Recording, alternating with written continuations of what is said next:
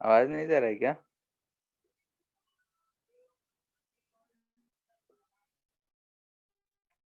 तो तो आवाज नहीं जा रहा है क्या क्लियर? फिर आ रहा।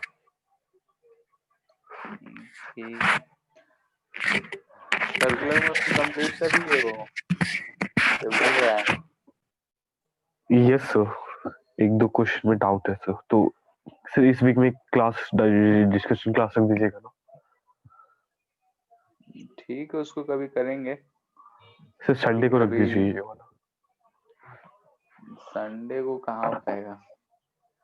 सही, अभी बहुत ही शेड्यूल बिजी चल रहा है और एक ही दिन मिलता है। ठीक है, इधर ही कभी देखते हैं।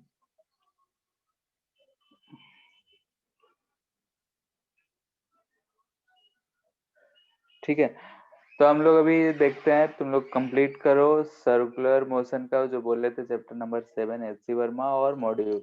ठीक है, जो भी डाउट रहेगा। मॉड्यूल में तो एक्सरसाइज 3 हो ही गया है, एक्सरसाइज 4 5 बच रहा है। उसके बाद 5 वाले में भी मोस्टली हो ही गया है, क्योंकि लास्ट के 4-5 क्वेश्चन जो हैं उसमें से 3 तो कर ही चुके हैं कल क्लास में। 10 या 12 क्वेश्चन ही थे, तो 5 भी लगभग हो ही गया है। सिर्फ बच गया है प्रीवियस ईयर, और प्रीवियस ईयर तो हो जाता है। ठीक है, तो बुकलेट लगभग हो ही गया है। जो भी डाउट होगा तो उसको हम लोग एक दिन डिस्कस कर लेंगे, और एच.सी. वर्मा में जो भी होगा उसको देख लेंगे। ठीक है, आज देखते हैं, सेंटर ऑफ मास शुरू करते हैं। COM का मतलब हुआ सेंटर ऑफ मास। ठीक है, सेंटर ऑफ मास क्या होता है मुझे समझने पर लेट से कि अगर हम एक बेंच पे बैठे हुए हैं, दूसरे बेंच पे मेरा फ्रेंड कोई बैठा हुआ है, अगर हम अपना पेन जो है अपने फ्रेंड को थ्रो करें, ठीक है, तो थ्रो करते हैं पेन, तो हो सकता है कि पेन का जो पाथ होता है ऐसा कुछ होता है। यानी कि अगर हम एक इन पकड़ के फेंके, ऐसा जाता है, फिर हो सकता है ऐसा हो जाए, ऐसे जाके उसके पास तक। यानी अगर हमको दिख रहा है कि अगर हम उसको ऐसे थ्रो करें तो ये जो है पेन जो है रोटेट होता हुआ जा रहा है। ठीक है, कोई भी इधर पे रोटेट हो रहा है और ऐसे सीधा सीधा भी गया होगा। ठीक है, नहीं लेकिन तो रूम में ही फेंक के देख लो। अगर हम एक फेंकते हैं तो पेन जो है एक रोटेट भी हो रहा होता है और आगे भी बढ़ रहा होता है। दिल्ली में वही होता है। साइकिल का पहिया हो गया, उसको अगर हम देखें, साइकिल का पहिया हो गया या फिर कोई भी गोलाकार हो गया, ये इधर की तरफ ऐसे जाता है, रोटेट भी करता है, आगे भी बढ़ता है। ठीक है, वो रोटेट भी कर रहा होता है और आगे भी बढ़ रहा होता है। या फिर कुल्हाड़ी हो गया, उसको भी फेंकते हैं तो ऐसे ही शेप में जैसे पेन वाला का है वैसे ही जाएगा। या फिर अगर हम लोग पेन फाइट खेलोगे स्कूल में, तो अगर हम लोग मारते हैं, थ्रो करते हैं, तो एक पॉइंट के अबाउट रोटेट करता है। जैसे अगर पेन रखा हो, हम अगर इस एंड पे हिट करें, फोर्स लगाएं, तो हमको दिखता है कि एक पॉइंट के अबाउट वो ऐसा रोटेशन करने लगता है। खेलो कभी पेन फाइट? Yes sir. ठीक है, ठीक है, तो सब में हमको क्या दिखता है इस सवाल में? या फिर अगर हम पेन को ही अपने उंगली पे बैलेंस करना चाहते हैं, एक उंगली पे हम पेन को ऐसे खड़ा रखना चाहते हैं, तो हम किसी भी पॉइंट के अबाउट नहीं खड़ा कर पाते हैं। यानी कि बैलेंस, यानी कि अगर हम बोले कि हमारा फिंगर हो गया इस पे या नेल पे ही, हम पेन को ऐसे बैलेंस करना चाहते हैं, तो हमको इसको पेन को डिस्प्लेस करके एक ऐसा पॉइंट पे लाना पड़ता है जहां पे हम पेन को बैलेंस कर पाते हैं। ठीक है, तो ऐसा हम एक पॉइंट लाते हैं जहां पे ये पेन बैलेंस होता है, तो उस पॉइंट को बोलते हैं हम लोग सेंटर ऑफ मास। यानी कि टोटल मास का जो सेंटर है यहीं पे है।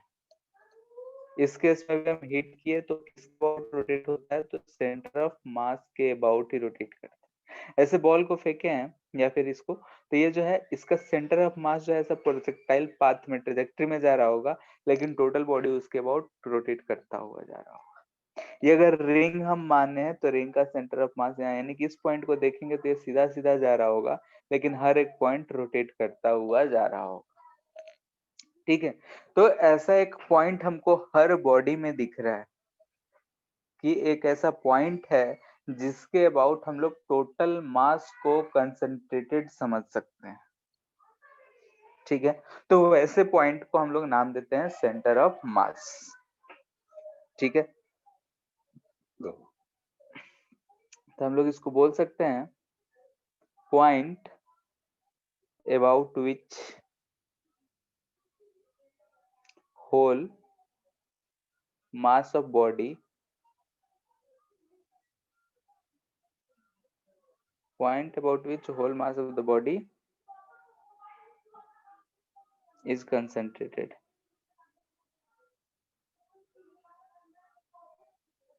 ठीक है, total mass of the body जो है हम मान सकते हैं उसी पॉइंट के अबाउट कंसंट्रेटेड है।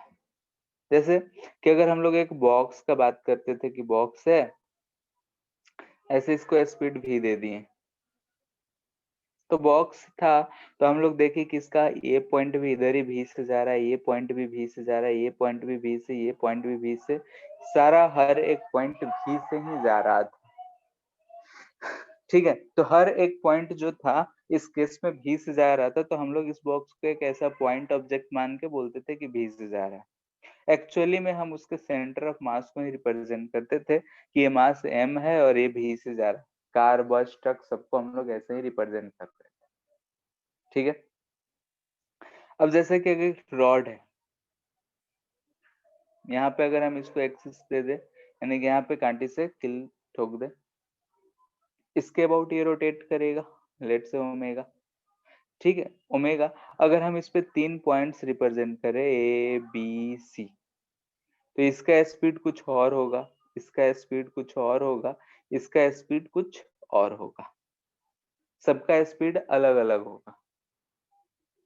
ठीक है, तो इन सब क्वेश्चन में देख रहे हैं कि सबका स्पीड अलग अलग है, तो हम लोग एक ऐसा पॉइंट खोज लेते हैं कि जिसका स्पीड को हम लोग ओवरऑल बॉडी का स्पीड से मान कर, तो उस पॉइंट को बोलते हैं सेंटर ऑफ मास, या फिर बैलेंसिंग पॉइंट है centre of mass. And total mass यहाँ कंसंट्रेटेड है, यहाँ बैलेंस्ड हो गया, नीचे mg लग रहा था, ऊपर नॉर्मल, इसलिए यहाँ पे बैलेंस हो गया।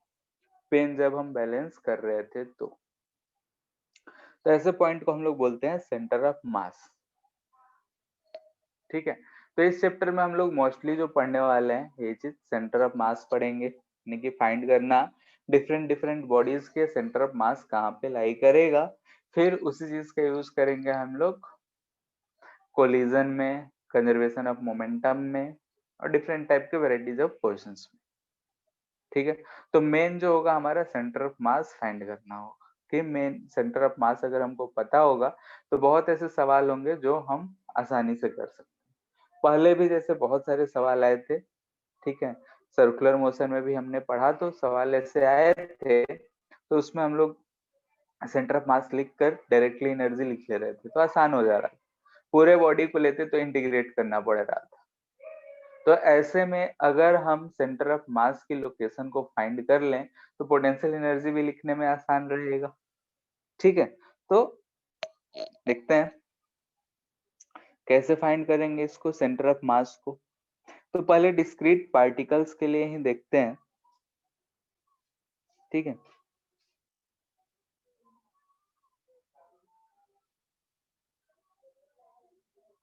कि सेंटर ऑफ मास का लोकेशन कहाँ होगा उस चीज का कैलकुलेशन। जैसे ही पहले डिस्क्रीट मास है, लेट से कि एक मास यहाँ पे m1 है, ठीक, और एक मास यहाँ पे m2 है, दोनों के बीच का दूरी जो है r दे रखा है। तो इसके लिए हम सेंटर ऑफ मास कहाँ पे फाइंड करेंगे, कैसे फाइंड करेंगे? तो हम क्या करते हैं कि एक ऐसा एक्सिस ले लेते हैं, जूम कर लेते हैं, ठीक है, जिसको हम यहाँ पे मान ले रहे हैं कि ओरिजिन है। ओरिजिन है ऐसा कह सकते हो, या फिर ये कह सकते हैं कि हम m1 पे बैठ गए हैं। ठीक है, m1 के रिस्पेक्ट में हम m2 को देख रहे हैं। ठीक है, तो अगर हमको इन दोनों पॉइंट के बीच का, यानी कि कहाँ पे इन दोनों मासेस को हम कहाँ पे कंसंट्रेटेड माने, वो फाइंड करना है, तो हम अगर सेंटर ऑफ मास लिखेंगे तो क्या लिखेंगे?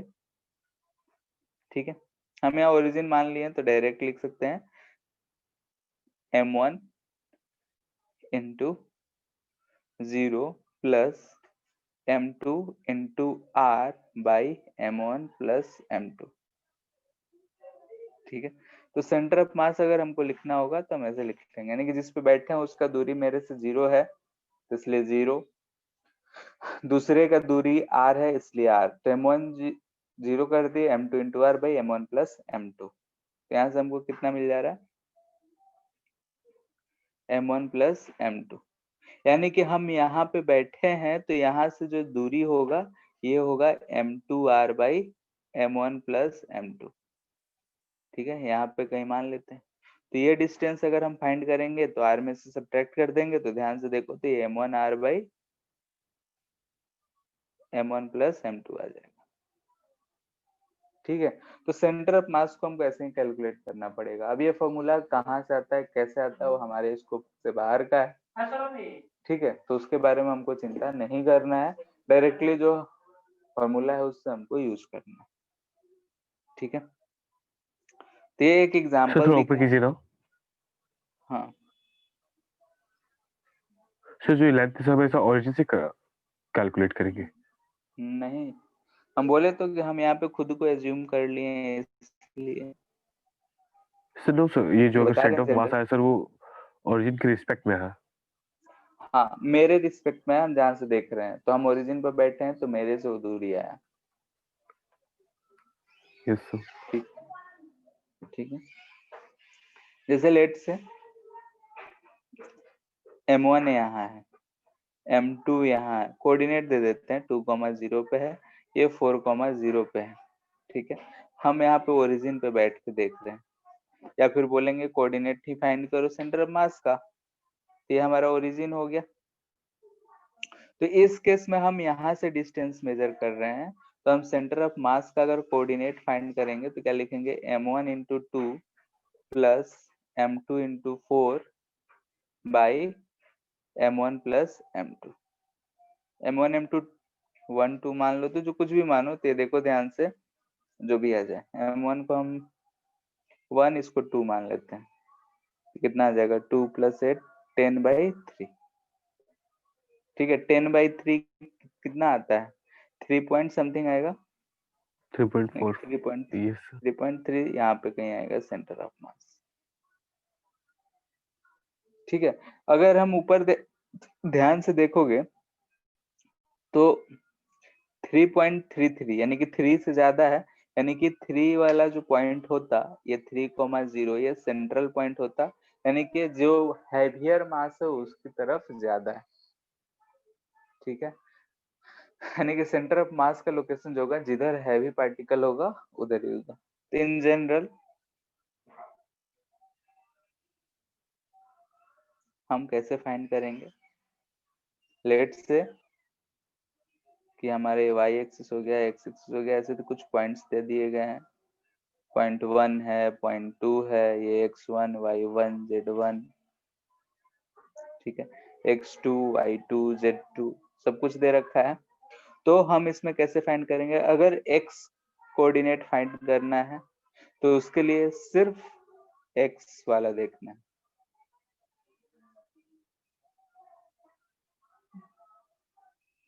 ठीक है, वैसे ही y सेंटर ऑफ मास लिखना है, तो m1 y1 plus m2 y2 plus dot dot dot divide by m1 plus m2। ठीक है, वैसे ही z सेंटर ऑफ मास लिखना है, z1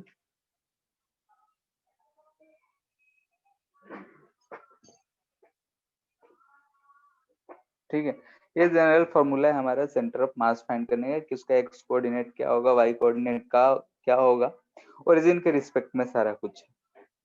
ठीक है, यहाँ पे क्या है? विथ रिस्पेक्ट टू ओरिजिन है, क्योंकि हम ओरिजिन पे बैठ के ही सबका कोऑर्डिनेट्स लिख रहे हैं। ठीक है, तो ये जनरल फॉर्मूला हुआ हमारा सेंटर ऑफ मास फाइंड करने का।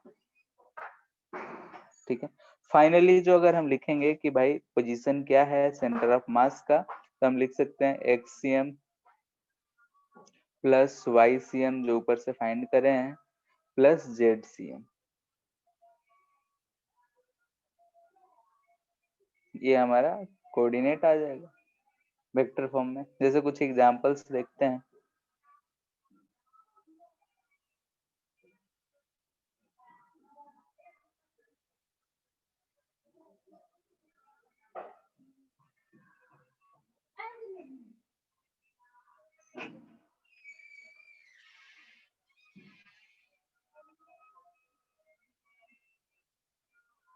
ठीक है, सेंटर ऑफ मास क्या होगा 0,0,0 के रिस्पेक्ट में।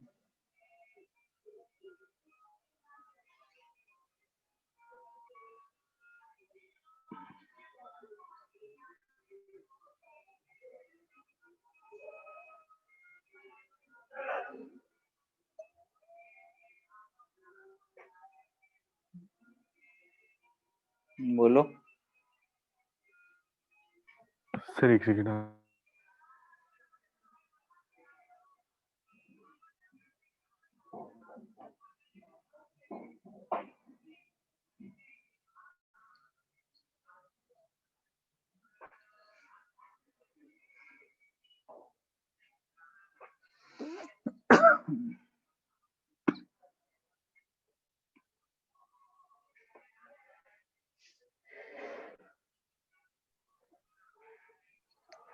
So 7/5 I cap plus 12/5 J cap plus minus 7/5 K cap।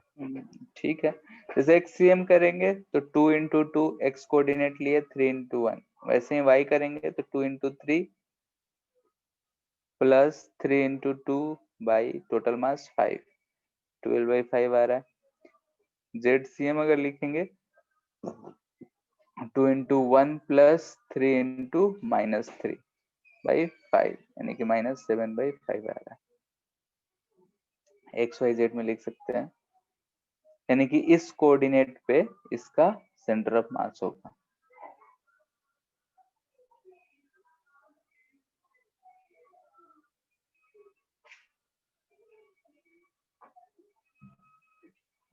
ठीक है, आइसोसेलेस ट्रायंगल है, M है, ये भी M है, इधर की तरफ x एक्सिस है, इधर की तरफ y एक्सिस है।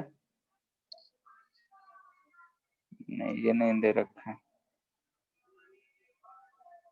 ठीक है, यहाँ भी M ही है, इक्विलेटरल ट्रायंगल है।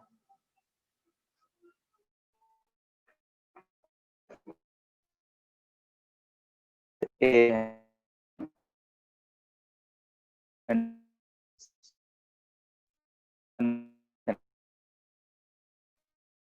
सर आवाज कट नहीं आ रहा। बोल रहे हैं कि ऐसा है कि इक्विलेटरल ट्रायंगल है, उसके तीनों कॉर्नर्स पे हमको मास रखे हुए हैं। ठीक है, M M M, तो हमको इसका सेंटर ऑफ मास का लोकेशन फाइंड करना है।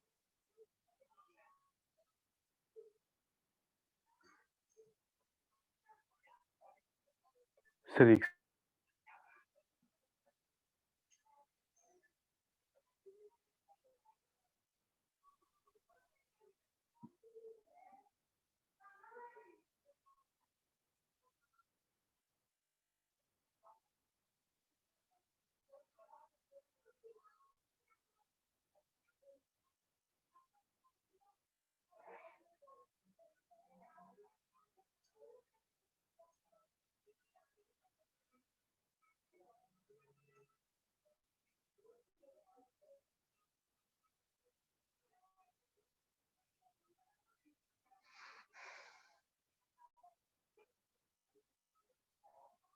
हो गया।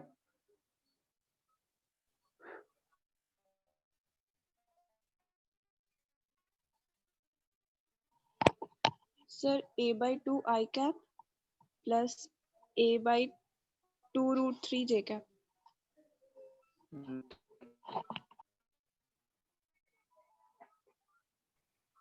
देखो, जैसे सॉल्व करने के लिए क्या है कि हम इसको इधर की तरफ x एक्सिस, हाँ yes sir √3 a/2 J cap आया। 3 a/2√3 दे रखा है। ठीक है, देखते हैं।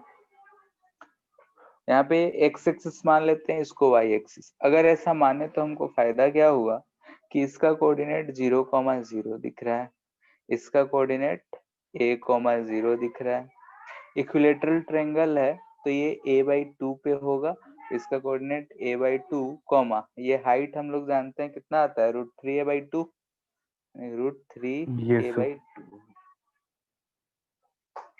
ठीक है, अब हमको सेंटर ऑफ मास फाइंड करना है, तीनों के कोऑर्डिनेट्स पता है, तो XCM हम क्या लिख सकते हैं, ध्यान से देखो, m into 0 plus m into a plus m into a/2 divide by 3m। ठीक है, तो यह आ जाएगा a/2, क्योंकि यहाँ से 3m a/2 आ रहा है, 3 कैंसिल हो जाएगा, a/2 बचेगा। वैसे ही y सेंटर ऑफ मास हम फाइंड कर लेंगे, तो यह आ जाएगा 0 प्लस m इंटू, ये भी 0 into m plus into a/2 by 3m। तो कितना आ जा रहा है, सर √3a/2 अच्छा होगा ना? हाँ, यहाँ पे √3a/2 होगा, तो आ जाएगा a/2√3। ठीक है, तो दोनों कोऑर्डिनेट्स दिख रहे हैं।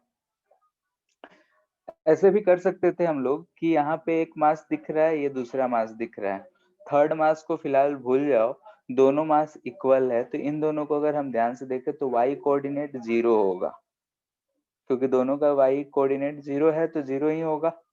अब ये m है, तो इन दोनों के लिए अगर हम YCM फाइंड करेंगे तो 0 प्लस m a/2m आएगा, यानी कि a/2 आ रहा है, a/2 यानी कि यहाँ पे आएगा, इन दोनों के लिए यहाँ पे आएगा, यानी कि हम यहाँ पे कंसीडर कर सकते हैं कि यहाँ पे एक 2m मास है जिसका कोऑर्डिनेट a/2, 0 है।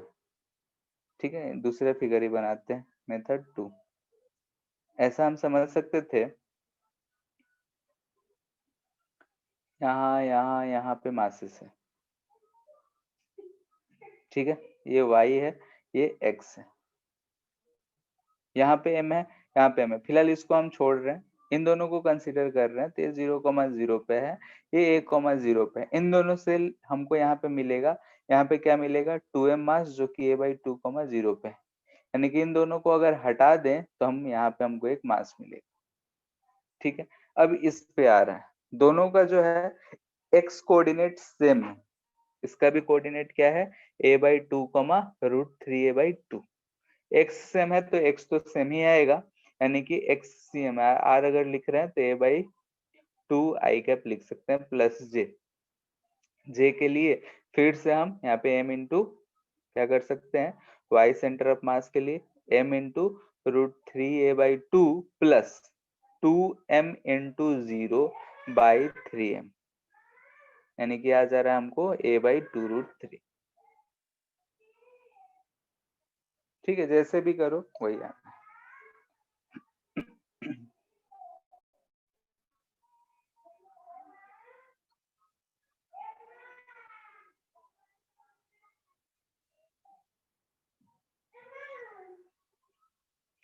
स्क्वायर है, साइड मान लेते हैं ए ही है, यहाँ पे चारों एंड पे मासेस रखे हुए हैं, m m m m। Centre of मास कहाँ होगा,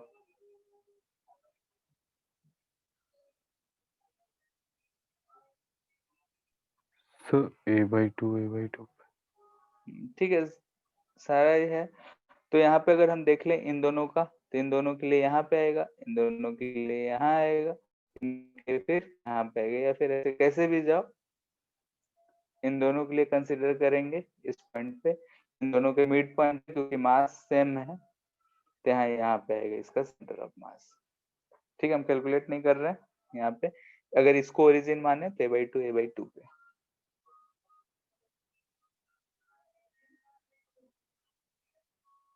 ठीक है, यानी कि हमको क्या दिख रहा है कि सेंटर ऑफ मास और कुछ नहीं बल्कि वो पॉइंट है जहाँ पे हम सारे मासेस को कंसंट्रेटेड समझ रहे हैं, सबको हटा के हम वहां पे उतना मास रख सकते हैं। यहाँ पे चारों कॉर्नर्स पे मास दे रखा है m m, ये भी m, ये भी m, और इस सेंटर से यहाँ हाइट पे भी एक मास दे रखा है m। ठीक है, ये साइड लेंथ भी a है, ये जो हाइट है ये भी a है। ठीक है, तो इसका सेंटर ऑफ मास कहाँ होगा?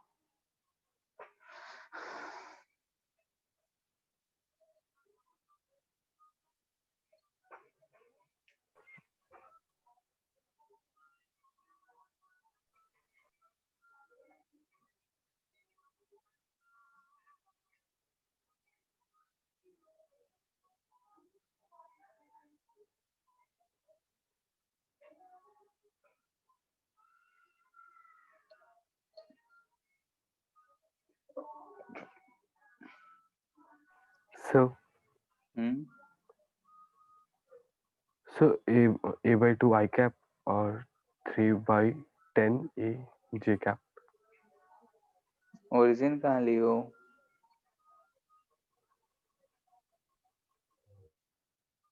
इसमें तो बोलो, सर एक सेकेंड। क्वेश्चन समझ में आ रहा है कि ये जो हॉरिजेंटल में है ये स्क्वायर, ठीक है, ये सर आ गया।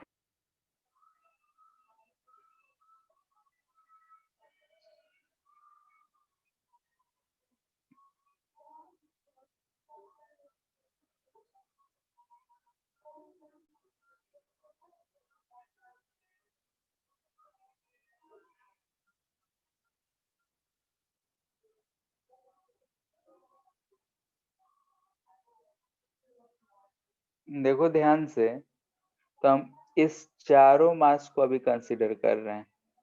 ठीक है, इस चारों मास के बदले हम यहाँ इसके सेंटर पे 4m मास रख सकते हैं। ये सर।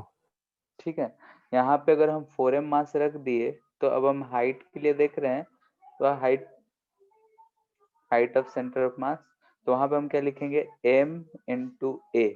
हम मान लेते हैं कि इसी को रेफरेंस लेके लिख रहे हैं, वहीं पे 0 ले लिए, तो 4 plus 4m into 0 by 5m, यानी कि हमको दिख रहा है a बाई 5। ठीक है, यानी कि ये जो होगा यहाँ पे कहीं पे सेंटर ऑफ मास होगा, यानी कि इसके सेंटर से इतना हाइट ऊपर।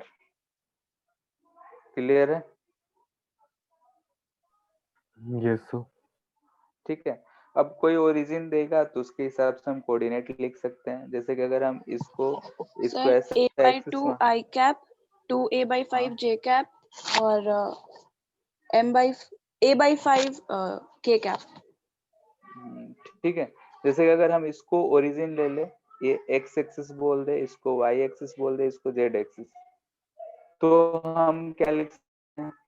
आर के लिए ए में जाएंगे तो ये डिस्टेंस a बाई 2, ये डिस्टेंस हम जाएंगे वाई में तो a by 2 J cap, plus height में जा रहे हैं तो a बाई 5 के कैप। ठीक है, तो ओरिजिन पे डिपेंड करता है कि ओरिजिन क्या लिया हो, तो हम उसके हिसाब से लिख सकते हैं।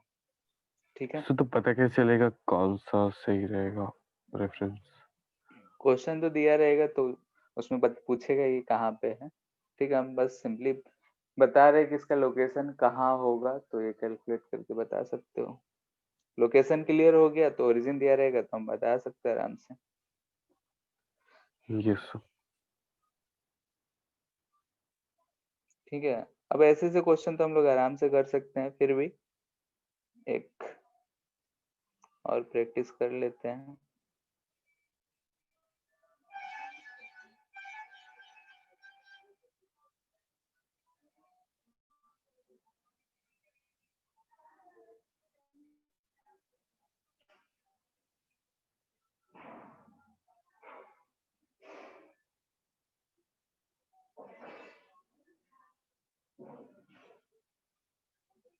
ये एक्स एक्सिस है, ये वाई एक्सिस है, ये जेड एक्सिस है। मास रखे हुए हैं m 2m 2m 2m यहाँ भी 2m, यहाँ पे m, यहाँ m, यहाँ भी पीछे।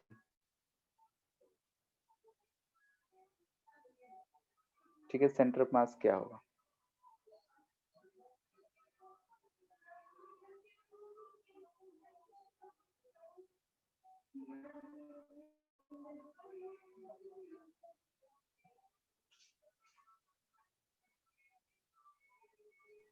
सर लेंथ a मान लो साइड डिस्टेंस, क्यूब है,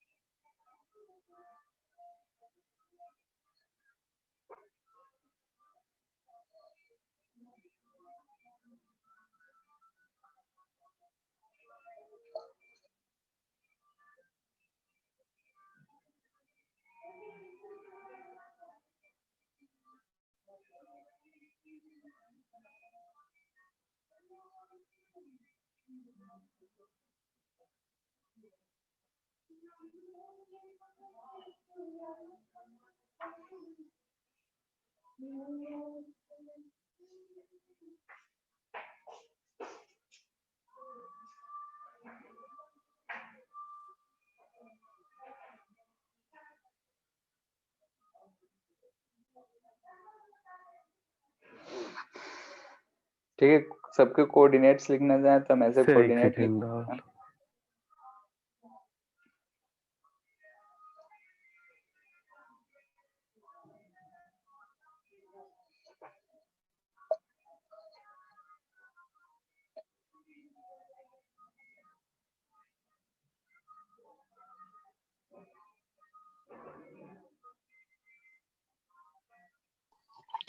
sir a/2 I cap, a/2 J cap और 2a/3 K cap. a/2, a/2, 2/3, ठीक है।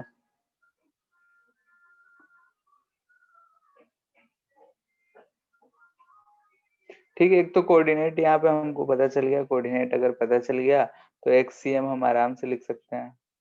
ठीक है, देखो x0 0 1 2 3, 3 में x0 है यहाँ पे और 4 में है, तो 4 में क्या है, ma 2ma 2ma, यानी कि 2 2 4 2 6 6ma बाई टोटल मास कितना है 8 4 12, यानी कि a/2। ठीक है, YCM ऐसे ही कैलकुलेट कर सकते हैं। उसके लिए भी 4 के लिए तो 0 नीचे, ये जो चारों दिख रहे हैं इस पे उनके लिए 0 है, तो इसके लिए भी देखेंगे तो 6ma/12 ही आएगा, यानी a/2।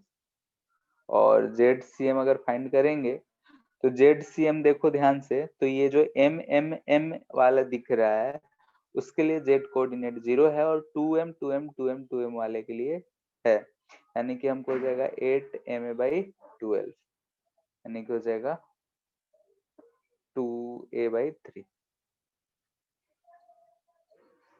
ठीक है,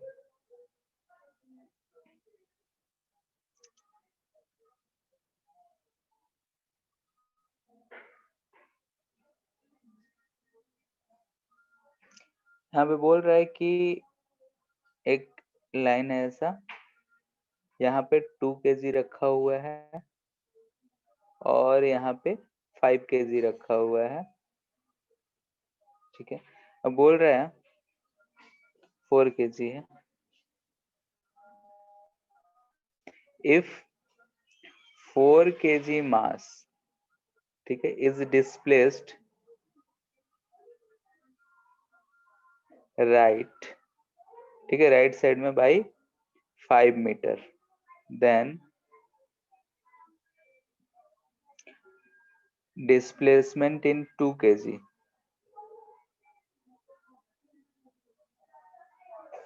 So that center of mass remains unchanged. ठीक है, यानी कि कह रहा है कि हम 4 kg मास को अगर 5 मीटर राइट की तरफ डिस्प्लेस किए हैं तो 2 kg को किधर और कितना डिस्प्लेस करना पड़ेगा ताकि सेंटर ऑफ मास जो है अनचेंज रहे, यानी कि पहले जहां था वहीं रहे। क्वेश्चन क्लियर है? Yes sir. ठीक है,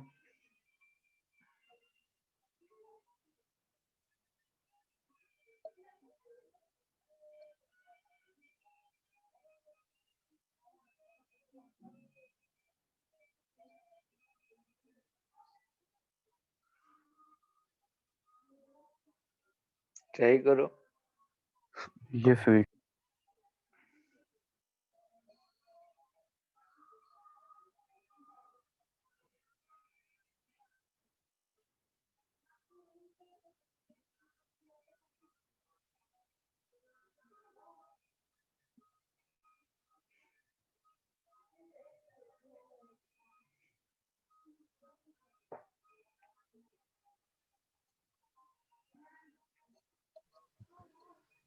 सर 10 मीटर लेफ्ट है क्या? हाँ 10 मीटर लेफ्ट होगा। कैसे किए? सर आ गया sir 10 metre left. Sir total change 0 था सेंटर ऑफ मास में, तो इन लोग का इंडिविजुअल रख के बाई 6, तो 2x + 20 = 0 आया, 20 = -2x आया, x = -10 आया। ठीक है,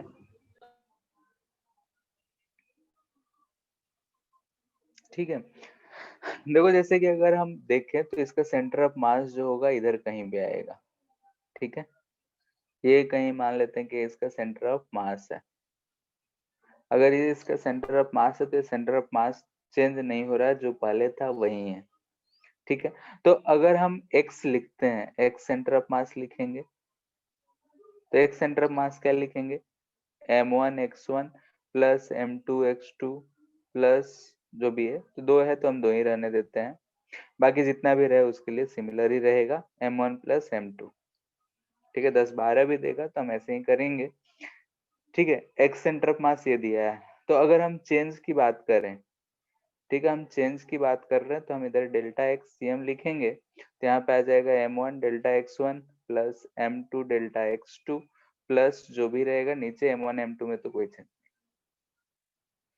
ठीक है, यानी कि अगर हम राइट साइड को पॉजिटिव मानेंगे तो निगेटिव लेफ्ट साइड डिस्प्लेस होगा, तो निगेटिव राइट साइड डिस्प्लेस होगा तो पॉजिटिव। अगर ऐसा कन्वेंशन हम मान रहे हैं तो हर के लिए यही मानेंगे पूरे क्वेश्चन में।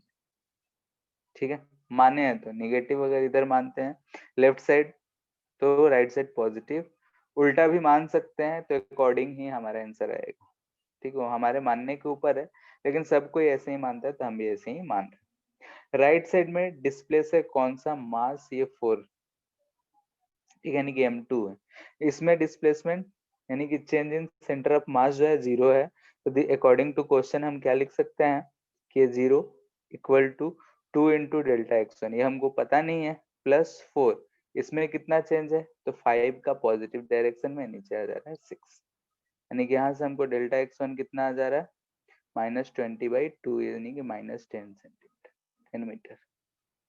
माइनस क्या रिप्रेजेंट कर रहा है? Left side.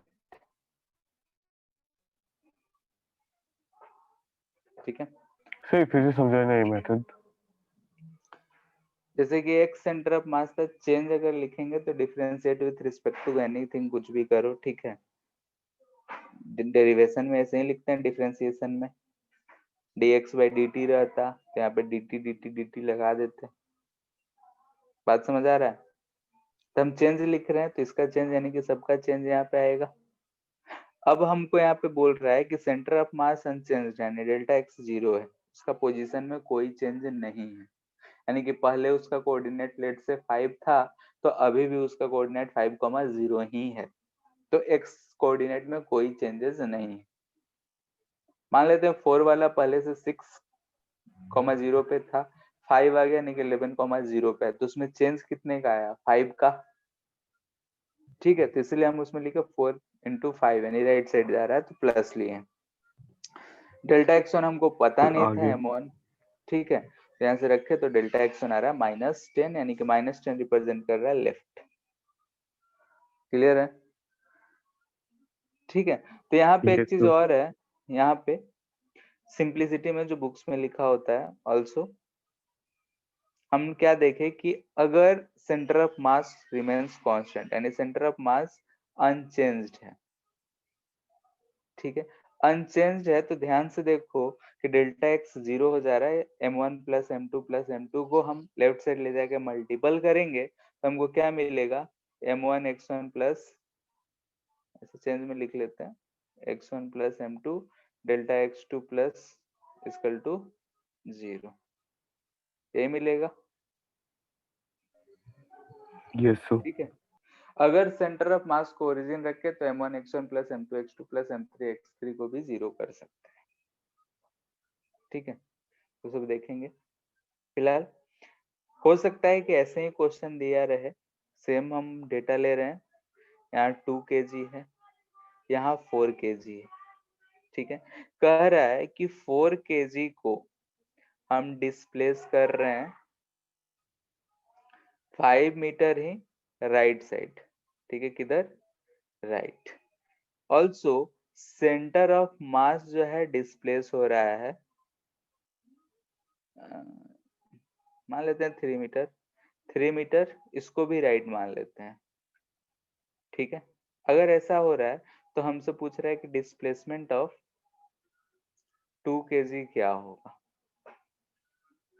ठीक है, ऊपर वाले क्वेश्चन का ये रेफरेंस है, इसमें कह रहे हैं कि 4 kg को भी डिस्प्लेस कर रहे हैं और 2 kg को भी, सेंटर ऑफ मास भी डिस्प्लेस हो रहा है, तो 2 kg कितना डिस्प्लेस होगा? सो वही मेथड को मॉडिफाई हाँ करके मैनिपुलेट करके लिख सकते थे। हाँ, तो उसी से लिखना है। So 1 meter left. 1 metre left. ठीक है, देखते हैं।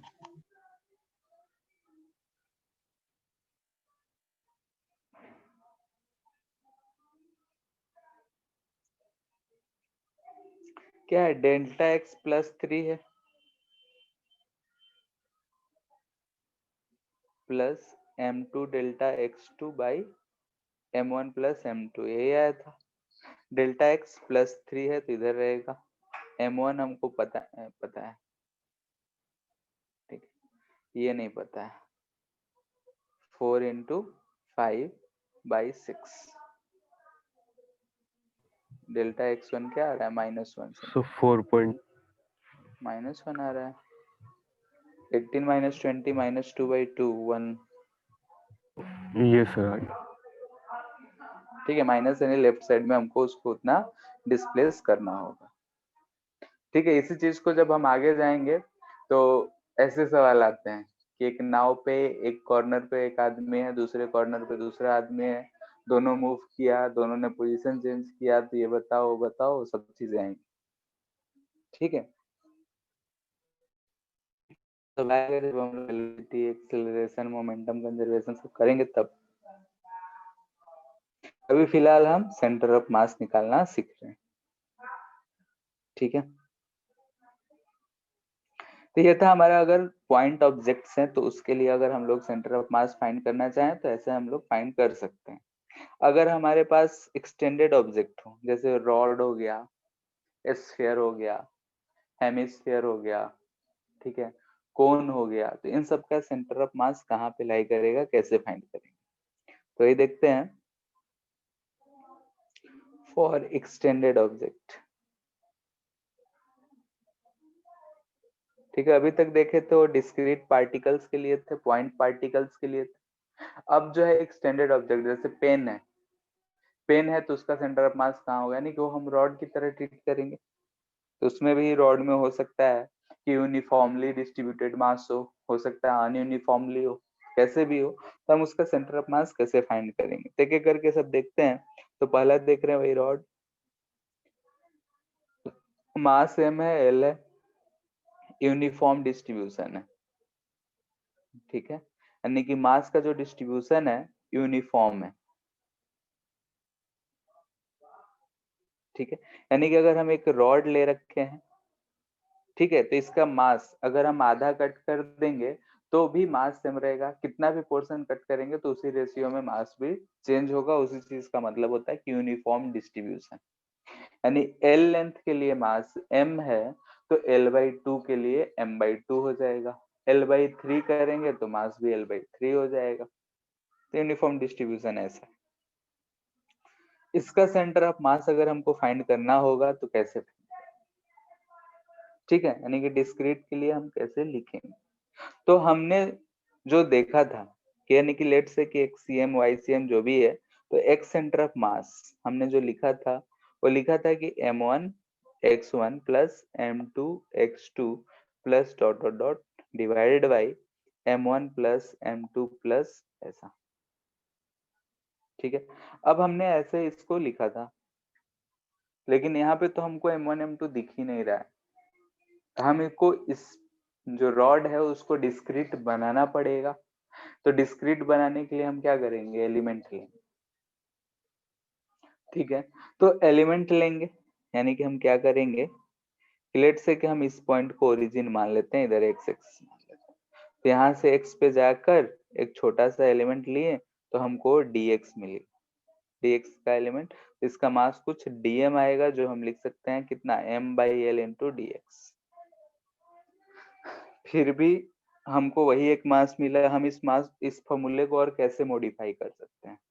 तो मॉडिफाई करने के लिए ध्यान से देखें तो ये ऊपर वाला जो समेशन लिखा हुआ है mi/xi, ठीक है, नीचे जो लिखा हुआ है समेशन mi लिखा हुआ है, और जब ये बहुत छोटे छोटे होते हैं तो ये जो समेशन साइन होता है वो इंटीग्रेशन में बदल जाता है, ठीक है। यानी कि ये जो m है, x तो सब वेरी कर ही रहा है, लेकिन हम छोटे छोटे मास को ऐड कर रहे हैं, इसको लिखते हैं x, नीचे इंटीग्रेशन dm आ जाए, यानी कि XCM अगर हम लिख रहे हैं तो ये चीज लिखेंगे। वैसे ही सिमिलरली अगर y सेंटर ऑफ मास लिखना हो तो यहाँ पे लिखेंगे y dm by integral dm। ऐसे सिमिलरली हम z सेंटर ऑफ मास भी लिख सकते हैं, ठीक है। यानी कि इसमें x कोऑर्डिनेट कहाँ तक वेरी कर रहा है, y कोऑर्डिनेट कहाँ तक वेरी कर रहा है, उसी के अकॉर्डिंग यहाँ पे मास dm है तो dm मास कहाँ से कहाँ चेंज कर रहा है वो चीज लिखना होगा लिमिट में, ठीक है। तो ये चीज है हमारा x centre of mass for discrete body. तो अब अगर हम यहाँ पे देख रहे हैं कि डीएम मास को अगर हम ऐड करें तो इंटीग्रेशन का सहारा लेंगे, तो इंटीग्रेशन का सहारा लेंगे तो इस छोटे से डीएम मास के लिए जो एक्ससीएम होगा उसको डी में लिख लेते हैं क्या, तो क्या लिखेंगे, इंटीग्रल एक्स दूरी पे है उसका मास डीएम है डिवाइडेड बाई डीएम, नीचे जो आता है मोस्टली इंटीग्रल डीएम है, यानी टोटल मास ही आना है, तो इसको अगर हम लिखेंगे तो एक्ससीएम इक्वल टू, नीचे तो मास ही आना है क्योंकि डीएम को इंटीग्रेट कर रहे हैं, तो कहां से कहां तक, तो 0 से टोटल मास m तक, ठीक है। ऊपर वाले के लिए लिखते हैं x डीएम, डीएम को क्या लिख सकते हैं m/l dx, x कहां से कहां चेंज हो रहा है, तो l लेंथ का है, इसको अगर हम ओरिजिन माने हैं तो l लेंथ का है तो 0 से l तक, ठीक है। तो यहाँ से हमको दिख रहा है कि mm गया कांस्टेंट है, काट सकते हैं, यहाँ से x²/2 आएगा यानी कि l/2 आएगा, ठीक है।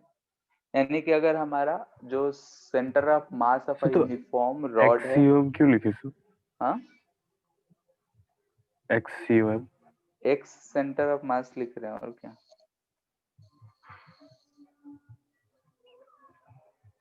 CM या COM कुछ भी लिखो या फिर सिर्फ एक्स ही लिखो, ठीक है। अब ये रॉड है, हॉरिजेंटली हम रखे हैं इसलिए एक्स लिख दिए, वर्टिकल रखे रहते तो वाई लिख लेते। एक्चुअली में जो रॉड होता है उसमें डायमेंशन सिर्फ एक्स का तो नहीं होता है, वाई में भी होता है, जेड में होता है, एक वॉल्यूम होता है, लेकिन हम लोग रॉड को ऐसा एज्यूम करते हैं कि उसके लेंथ के कंपैरिजन में बाकी सब डायमेंशन नेग्लिजिबल हो। ठीक है, तो इसलिए रॉड के केस में हमेशा लीनियर ही मान के हम लोग चलते हैं। बात क्लियर है? हेलो? Yes sir.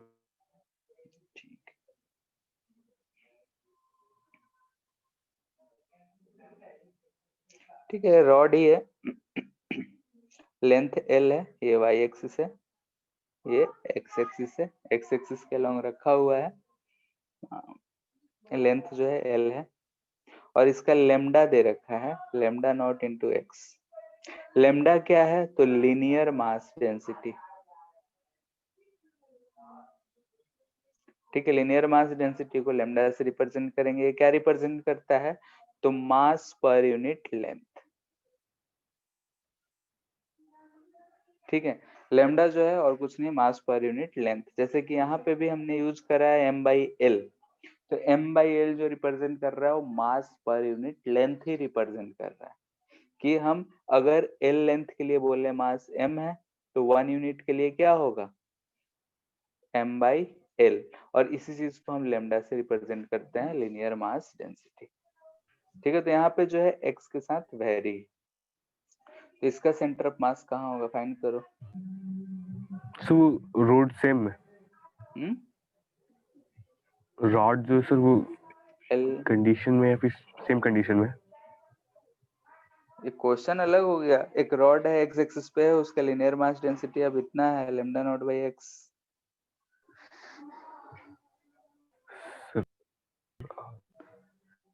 ठीक है, ऊपर वाले का जो लीनियर मास डेंसिटी था m बाई एल था, यूनिफॉर्म था, वो x के साथ साथ वेरी नहीं कर रहा था, लेकिन ये जो है वेरिएबल। प्रोसेस हमारा वही होगा, फॉर्मूला वही होगा। Sir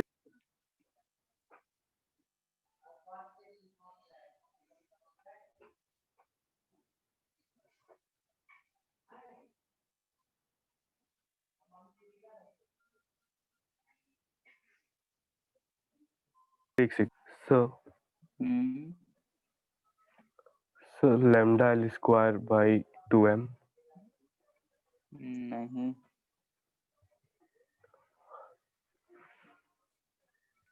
lambda naught. ठीक है, x सेंटर ऑफ मास अगर लिखना होगा तो हम क्या लिखेंगे? ध्यान से देखो, integral x dm by integral dm, ये लिखेंगे। ये जो हमको क्या रिप्रेजेंट कर रहा है? लीनियर मास डेंसिटी, मास पर यूनिट लेंथ। तो अगर हम यहाँ से x दूरी पे जाएं और एक छोटा सा एलिमेंट dx लें, तो इस dx एलिमेंट का जो हम मास लिखेंगे वो क्या लिखेंगे? लेमडा इंटू dx लिखेंगे। बोलो, क्योंकि लेमडा जो है मास अपॉन लेंथ है, यस लेंथ सर। अगर पता है, मास लिखना होगा तो लेमडा इंटू dx लिखेंगे, यानी कि क्या आएगा? Lambda naught x into dx। तो यहाँ अगर ध्यान से देखें तो नीचे वाला तो 1/m ही आएगा। ठीक है, यानी कि dm अगर इंटीग्रेट कर रहे हैं तो टोटल मास आएगा। m को भी सर हमको 12 क्वेश्चन by में 3। 12/3, हाँ नहीं ऐसा कुछ तो है नहीं। सर लैम्डा के टर्म में देना है ना? हाँ सर तो सर अच्छा से कीजिए ना एक बार। ठीक है, तो यहाँ से x dm आ रहा है, तो नीचे वाले का इंटीग्रेशन 0 से m है, dm है तो नीचे m ही आएगा। इधर वाले को x लिख रहे हैं, dm क्या है हमारा? Lambda naught x dx। ठीक है, तो इसको एक लाइन और बढ़ा देते हैं, 1/m। यहाँ ध्यान से देखो तो लेमडा नॉट बाहर है तो उसको बाहर ही ले लिए, x square dx। Lambda naught constant है, x कहाँ से कहाँ वेरी कर रहा है? 0 से l। तो हमको कितना मिल रहा है? Lambda not by m into L Q by 3। X square का इंटीग्रेशन क्या आएगा? L Q by 3। यस ठीक है, सर। अब m को हमको रिप्लेस करना पड़ेगा, यानी कि टोटल मास, यानी कि m इक्वल टू क्या होगा? ठीक है, तो इसका लीनियर मास डेंसिटी है, हम dm को इंटीग्रेट करेंगे 0 से जो भी है। तो डीएम हमारा क्या आ रहा है, देखो ध्यान से, ये आ रहा है, तो हम उसको पुट कर दे रहे हैं lambda naught x D x. कहाँ से कहाँ, 0 से एल, ये 0 से एम। तो यहाँ से हमको एम इजकल टू कितना मिल जाएगा, देखो ध्यान से, lambda not L square by 2।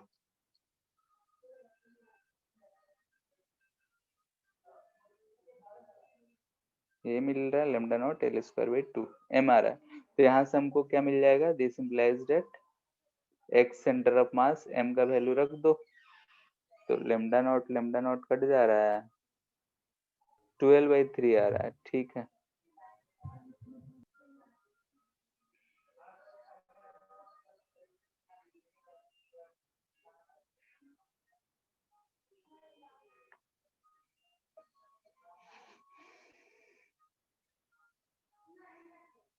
Clear है।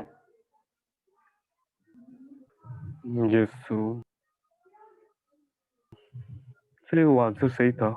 कौन सा, जो भी बोली। हाँ 12/3 था, तो सही है।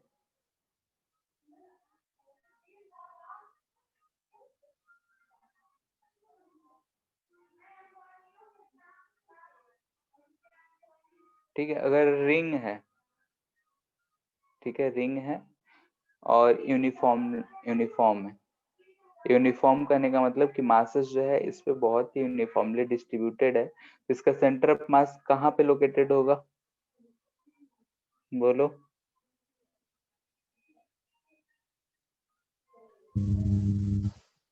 सर सेंटर पे। सेंटर पे, ठीक है। ये हॉलो हो या फिर सॉलिड हो, कोई फर्क नहीं पड़ता है, रिंग हो, हर केसेस में इन सब का सेंटर ऑफ मास जो होगा इसके सेंटर पे ही है। यूनिफॉर्मली अगर डिस्ट्रीब्यूटेड है तो सबका जो है सेंटर ऑफ मास पे ही रहेगा। हॉलो स्फीयर हो, सॉलिड स्फीयर हो, या फिर रिंग दिया हो, डिस्क दिया हो, ठीक है, सबका सेंटर ऑफ मास कहाँ पे होगा, तो सब सेंटर पे ही है। क्योंकि चारों तरफ से हम देखते हैं कि इसके जो मासेस होते हैं यूनिफॉर्मली अगर डिस्ट्रीब्यूटेड है तो सब कंसंट्रेटेड हम लोग सेंटर पे उसके मान सकते हैं। क्लियर है, क्योंकि सेंटर के अबाउट हो सिमेट्रिक होता है, रिंग हो, डिस्क हो, हॉलो स्फीयर हो, सॉलिड स्फीयर हो, सारे के सारे सेंटर ऑफ के अबाउट, यानी को अपने सेंटर के अबाउट सिमेट्रिक होते हैं। और अगर यूनिफॉर्मली मास डिस्ट्रीब्यूटेड है तो हम लोग बोल सकते हैं कि सबका सेंटर ऑफ मास उसके सेंटर पे ही आएगा। ठीक है, लेकिन अगर हम लोग रिंग को आधा काट दे तब क्या होगा, सेमी रिंग हो तो क्या होगा। ठीक है, अगर हमारे पास सेमी रिंग मिले तो सेमी रिंग का सेंटर ऑफ मास कहाँ पे हो सकता है सेमी रिंग मिले या फिर आर्क भी मिल सकता है। तो पहले हम सेमी रिंग की बात कर रहे हैं। इसका सेंटर ऑफ मास अगर फाइंड करना हो तो कहाँ पे होगा और कैसे फाइंड करेंगे।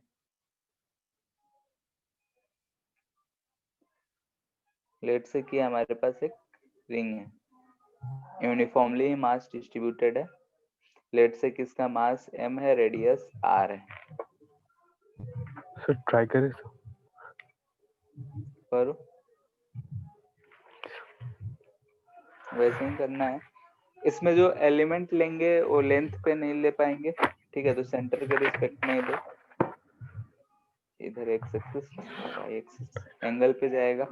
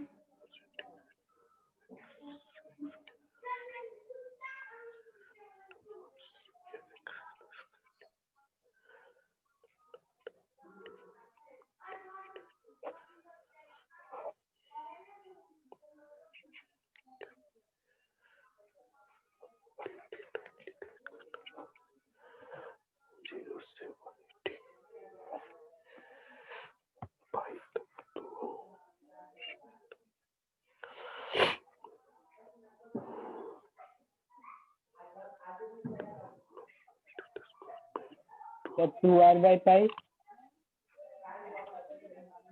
2r/π, ठीक है। पाई। हाँ, और x centre of mass? Sir वो बीच में होगा। ठीक है, तो 0 हो जाएगा।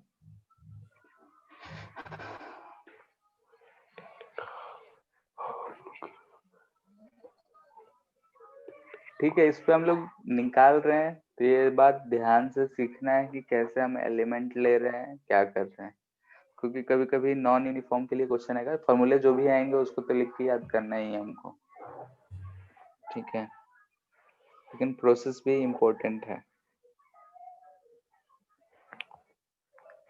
आ गया सबका? No sir. मेरा कुछ और आ गया।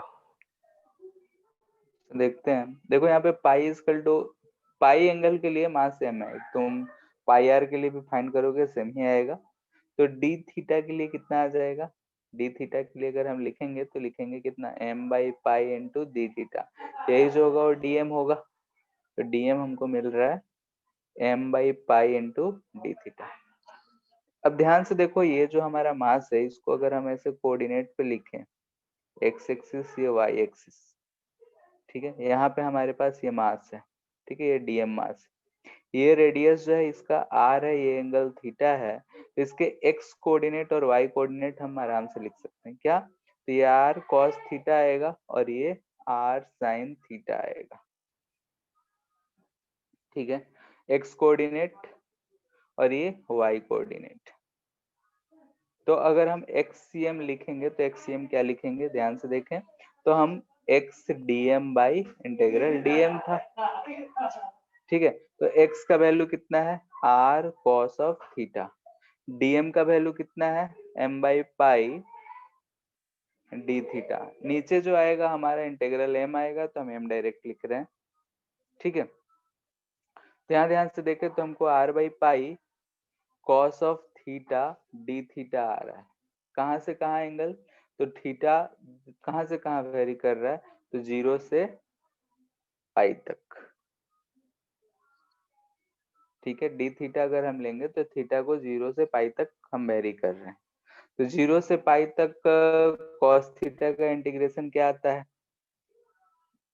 ठीक है, ऐसा हमारा कॉस थीटा का ग्राफ जाता है, ठीक है, यानी कि 0 से पाई तक अगर हम देखते हैं तो इसका एरिया जो आता है 0 आ रहा है, दिख रहा है,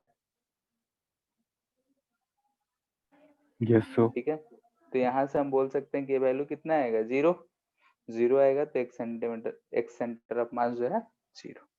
बाकी cos थीटा है उसको इंटीग्रेट भी कर सकते हो, cos थीटा का इंटीग्रेशन sin थीटा आएगा, sin पाई माइनस sin 0 करोगे तो 0 ही आएगा, बाकी ऐसे भी फिगर से भी देख सकते हो। दूसरा चीज, अगर हम कि एक मास यहाँ है उसी के सेम एंगल पे अगर हम लोग यहाँ भी एक मास को डीएम, यहाँ भी डीएम मान लेते हैं, ठीक है, तो ये इधर x पे रहता और ये इधर -x पे रहता, ठीक है। तो एक अगर हम इसका सेंटर ऑफ मास लिखते, ठीक है, लिखते DM x minus DM x by 2dm, यानी कि 0 हो जाता, बोलो, यानी कि हम यहाँ से ऐसे भी बोल सकते थे कि by symmetry x centre of मास जो आएगा वो कहाँ आएगा, 0 पे, यानी कि इतना मेहनत नहीं करना था, तो हम ऐसे भी बोल सकते थे कि सिमेट्री से हमको दिख रहा है कि सेंटर ऑफ मास जो होगा ओरिजिन पे ही रहेगा, क्योंकि जितना पार्ट वाई एक्सिस से लेफ्ट साइड में है उसी के सिमेट्रिकल ही है राइट साइड में, ठीक है। तो एक्स सेंटर ऑफ मास जो भी होगा वाई एक्सिस पे ही रहेगा, यानी कि एक्स कोऑर्डिनेट 0 होगा, क्लियर है। अगर हम y एक्सिस फाइंड करना चाहें, y सेंटर ऑफ मास, तो y सेंटर ऑफ मास में y dm by dm, y कितना आया, r sin थीटा, dm आया था m/पाई d theta, integrate by integrate dm, कहाँ से कहाँ, 0 से पाई, ठीक है। तो नीचे हमको दिख रहा है कि ये m है, ऊपर अगर ध्यान से देखो तो हमको r by pi m integral sine theta दिख रहा है 0 से पाई तक। ठीक है, तो यहाँ से गया तो r by pi sine theta का इंटीग्रेशन। ठीक है, 0 से पाई तक ऐसा कर सकते हैं कि ये साइन थीटा है, थीटा याद रखो, इसको ज्यादा काम करेगा, ये पाई है, तो 0 से पाई तक इसका एरिया कितना आता है 2, इसलिए 2 हो जाएगा। ठीक है, याद रखने इसलिए बोल रहे हैं कि अगर ऐसे याद रखोगे टाइम बचेगा और कुछ नहीं। साइन थीटा का इंटीग्रेशन उतना हार्ड नहीं है कि हम नहीं कर सकते। ठीक है, साइन थीटा का इंटीग्रेशन माइनस कॉस थीटा आएगा, उसमें हम लिमिट पुट करेंगे, वैल्यू 2 आएगा। बाकी अगर कर्व याद है तो उसका एरिया अगर याद है तो बहुत जगहों पे साइन थीटा का इंटीग्रेशन कॉस थीटा का इंटीग्रेशन आएगा, तो उस फॉर्मेट में अगर याद रखोगे तो टाइम बचेगा, कुछ नहीं। ठीक है, तो ये चीज आया हमारा किसी भी रिंग का जो है centre of mass. Centre of मास क्या है, तो जो सेंटर है वहां से ऊपर की तरफ 2r बाई पाई पे आ रहा है। ठीक है, इसका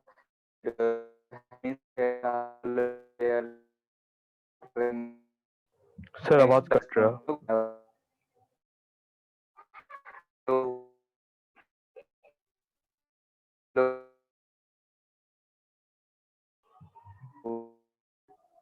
सर आवाज कट रहा बहुत।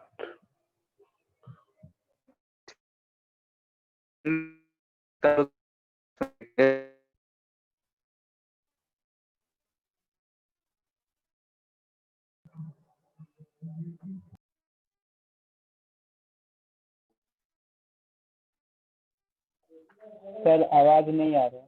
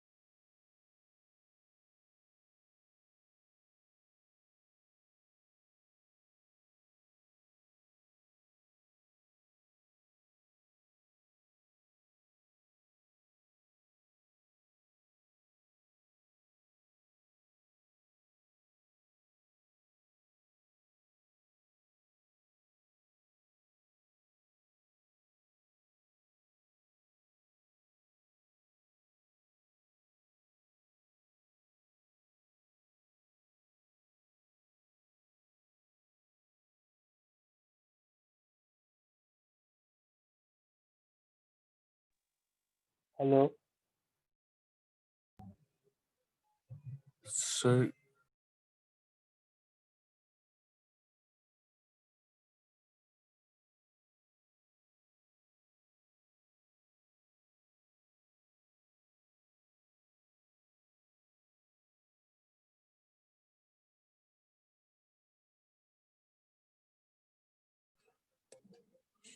ये सर अब क्लास खत्म हो गया सर।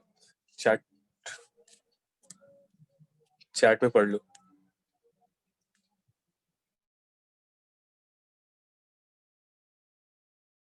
देवांशु, हाँ बोलो। ओ सर का क्लास खत्म हो गया तो मीटिंग एंड कर दो। अच्छा ठीक है।